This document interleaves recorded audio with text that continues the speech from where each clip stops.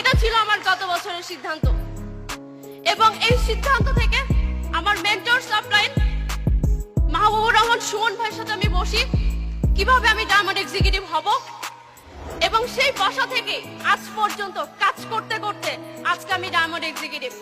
আমি কৃতজ্ঞতা জ্ঞাপন করছি আমার সকল আপলাইনের প্রতি, প্রতিটা আপলাইনের সহযোগিতায় প্রতিটা আপলাইন কারিগর হিসেবে আমাকে তৈরি করেছেন। সো আমি প্রতিটা আপলাইনের প্রতি আন্তরিক অভিনন্দন জ্ঞাপন করছি এবং স্যালুট জানাচ্ছি যে প্রতিষ্ঠানটিকে, সেটা হচ্ছে আমার ডেস্টিনি 2000 লিমিটেড।